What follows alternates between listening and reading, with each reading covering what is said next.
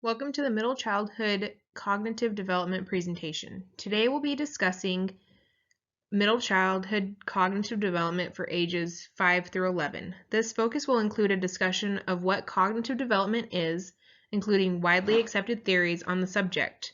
I will also be discussing issues related to development during middle childhood.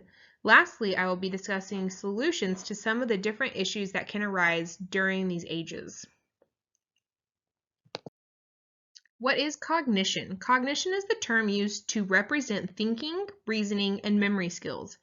It also includes logical thinking for solving problems. During the middle years of childhood is when we see children begin to think and reason more logically. There's also improvement within these children for things such as memory, learning, and the ability to learn purely from dialogue, all of which must be developed as a child grows. What is cognitive development? Cognitive development is basically when the brain and the neurological system is developing. During this development, we see growth in a child's fine and gross motor skills. We see a maturity in their memory skills. We also see continued growth with children using their senses and communication skills. These two things obviously started developing in early childhood development stage. Gross motor skills are functions such as walking, running, and jumping. So basically moving a majority, if not all of the body in some way. Examples of using gross motor skills would be a child learning how to swim, a child learning how to play soccer or football, or simply running around at recess. Fine motor skills include abilities such as eating, writing, drawing, coloring, and even talking. Therefore, fine motor skills involve more precise movements with only select portions of the body. Memory in middle childhood. Now, everybody has short-term memory and long-term memory. However, it is during middle childhood that we see an increase in both of these types of memories. How to help children with memory. During this time frame, we see a growth in children's memory skills. They are now able to obtain more knowledge. With this opportunity for development, we need to be sure to help strengthen their memory as well. This can be done with constant repetition. For example, when a child is first learning their multiplication factors, the teacher or parent will not only review the multiplication facts one time, but they will continue to review the multiplication facts until the child has them completely memorized or completely understood. Another way we can help with a child's memory is to use elaboration. Now, elaboration is the memory strategy that allows a child to develop a relationship between one or more pieces of knowledge, thus making it easier for them to store information in their long-term memory. An example of elaboration is when a child is in history class learning dates of important events in history. For example, if a teacher is teaching the War of 1812, the teacher is not going to stand up there and say, the War of 1812 happened in 1812 and sit down, ending her history lesson. No, the teacher is going to elaborate on the war. She's going to tell her students what was important about the War of 1812, what events happened in the War of 1812, and why the War of 1812 happened. By expanding and connecting the information for the children, they will have more to hold on to in their memories.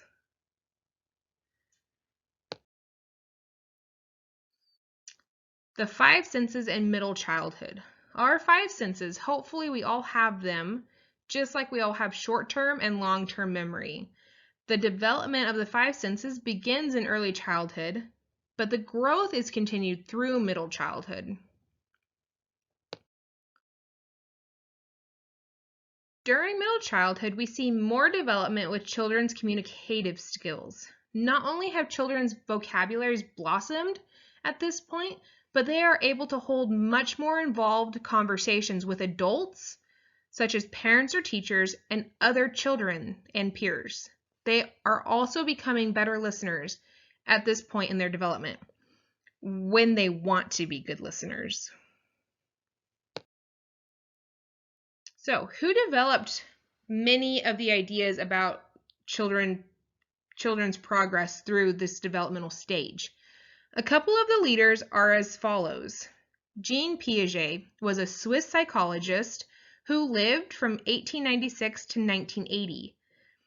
He is mainly known for his work with child development. Lev Vygotsky was a Russian psychologist who lived from 1896 to 1934. He was a researcher of psychology and psychiatry and is best known for his work in biosocial development.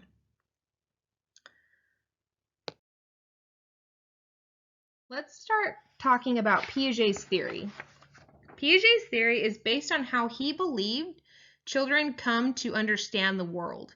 In his theory, we learn of 4 stages he believed every child went through. Jean Piaget observed middle childhood to be a period of more flexible and logical thinking.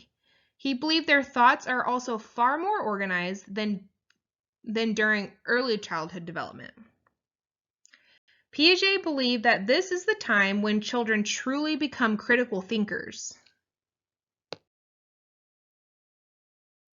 Let's discuss the 4 phases or stages of Piaget's theory. Once again, Piaget's theory is based on how he believed children came to understand the world using these 4 stages, and he believed that every child went through these exact same 4 stages. His stages, he believed, were invariant and universal. He believed that every child, no matter what continent they were on, what state they lived in, what culture they were from, went through these exact 4 stages. The first stage is known as the sensory motor stage for children ages 0 to 2 years old. Now, this is not quite to middle childhood yet, but during this stage, children begin to develop their fine and gross motor skills, like we've previously discussed. They also begin to learn, and they start learning using their 5 senses. Also, as we previously discussed, an example of this is when a baby or a toddler learns how to pick up a toy, and the first place that toy goes is their mouth, because they're learning through their senses. That's an example of a toddler or baby learning through their sense of taste.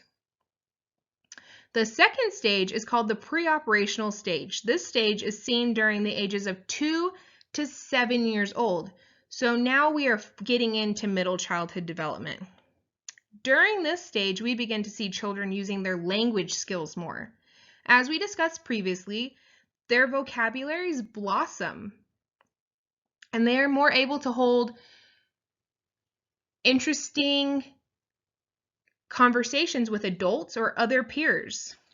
They're also more able to tell us what they need or want. Now, the third stage is seen in children ages 7 to 11 years of age. This stage occurs at the midpoint, all the way to the end of middle childhood. This stage is called the concrete operational stage. It is during this stage that we really begin to see children use logical thinking. Along with these improvements, children also greatly improve in their problem-solving ability. And the final stage is called the formal operational stage. This stage takes us from the end of middle childhood into adolescence. It is for ages 11 to 15 years old. With this stage, we see more advancement on development of the previous stages. We see more pronounced logical thinking and understanding. Once again, Jean Piaget observed middle childhood to be a period of more flexible and logical thinking, organized thoughts, and a time when children really become mature critical thinkers.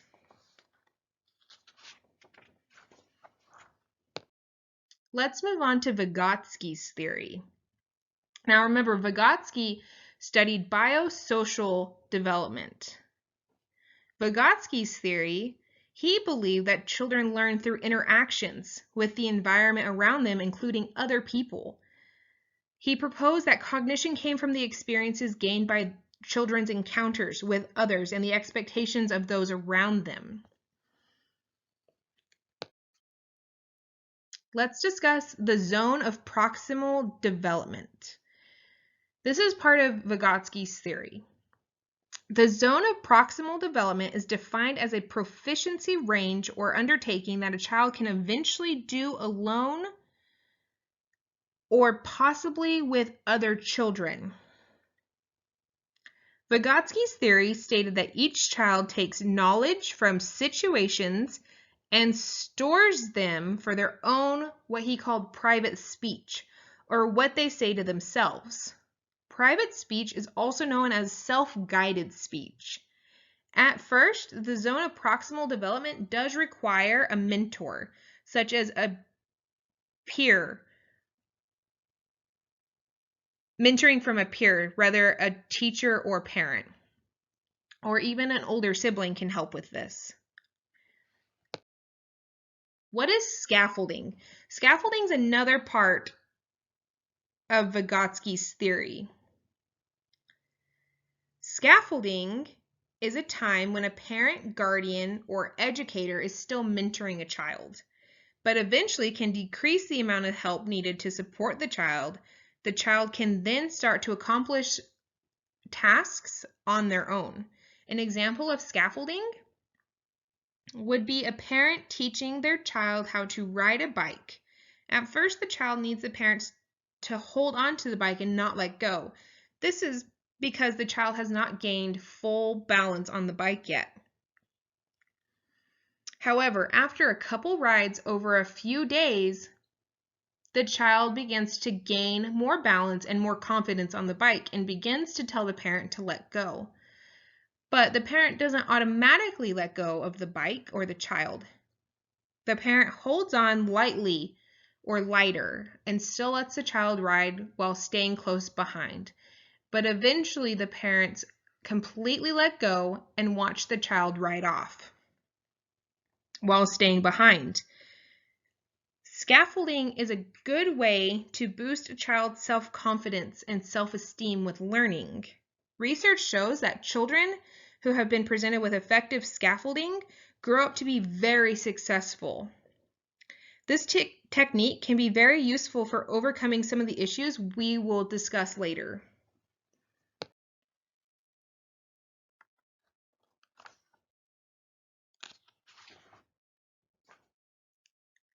Piaget versus Vygotsky.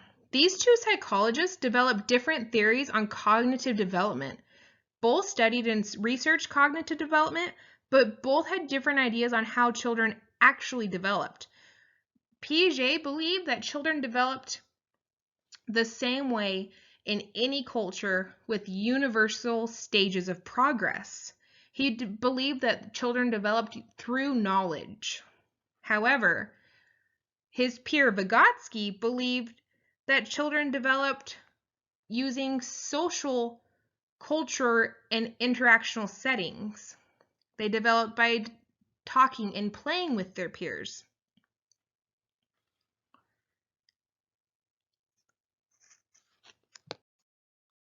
But what theory is best?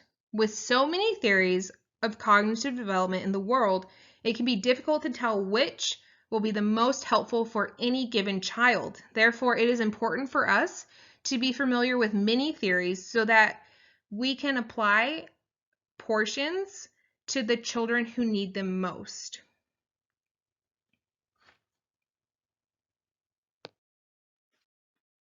While studying cognitive development, I have learned that the most common issue or concern for kids in middle childhood are 1, ADHD or attention deficit disorder with hyperactivity. Another issue that we see is social interaction. Children have difficulty playing and communicating with others. Sometimes kids are shy. Another one we see is difficulty processing information and trouble retaining information. Kids don't always understand information the first time, and they need to go over it a few more times.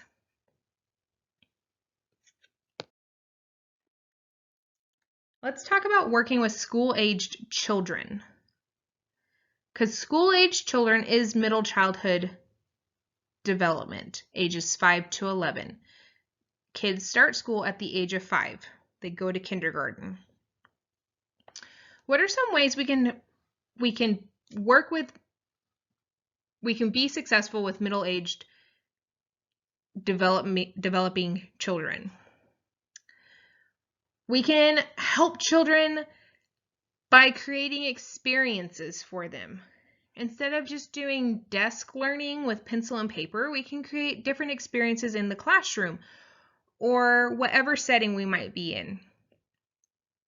Also, as stated previously, we can work on repetition and elaboration. We can focus on a single theme or a unit for a period of time to allow better understanding. Also, we can use culture based on experiences to relate learning to the children in their own culture. Now, a child's progress in learning should only be measured against their own past performance, not against another child's past performance. Continuing on with working with children, it is so important that parents and other adults in the child's life be involved in their education throughout their life. The learning process should involve peers that are of similar age or older through tutoring and team learning, group assignments, having an older child tutor a younger child in a subject or situation they don't quite understand. Also, teach how skills can be applied in everyday lives to children.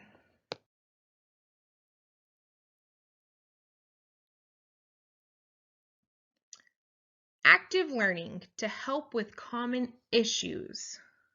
We're going to go back to Piaget.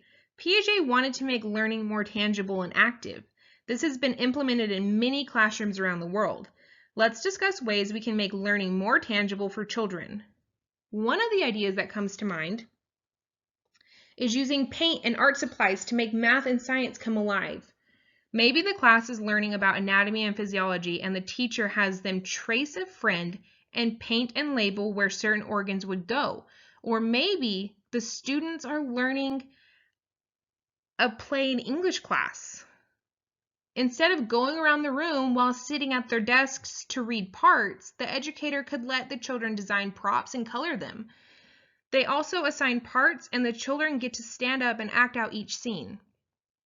And lastly, incorporating music into learning is a great way to make knowledge more concrete. Teaching children a song about any given subject and using hand motions would help make the learning more concrete. Through trying new things and research, we can find thousands of ways to help make learning more concrete and active. The Montessori education style. This type of education is widely known throughout the United States by Montessori label. Records show that there are about 4,000 Montessori schools in the United States. Interestingly, though, the Montessori education style was developed and put in place before Piaget or Vygotsky came into the picture. A Montessori school is a child-centered school. This type of education style can be very beneficial for children who have different struggles or who are extremely advanced. In this type of school, children are allowed certain freedoms. Children in a Montessori school progress at their own pace. They are at the top of the class or they are struggling to understand. In this education setting, the teachers and educators are trained simply to monitor and observe children. Unlike traditional schools, this type of school focuses on individual progress, not progress as an entire class. While learning about the Montessori style, it is easy to see the similarities between this and the two psychologists we previously discussed. In conclusion, we have learned about cognitive development, renowned developmental theorists, issues and some basic solutions, As a particular note on issues children may experience during this time, I would say the following. All children need to go through the cognitive development process, and many will not experience any issues of particular note. However, for those that do, just recognize that an alternative path to the one they are on now may be needed to resolve or lessen what the child is struggling with. Be flexible and engaging as you interact and seek to help them overcome this hurdle in life.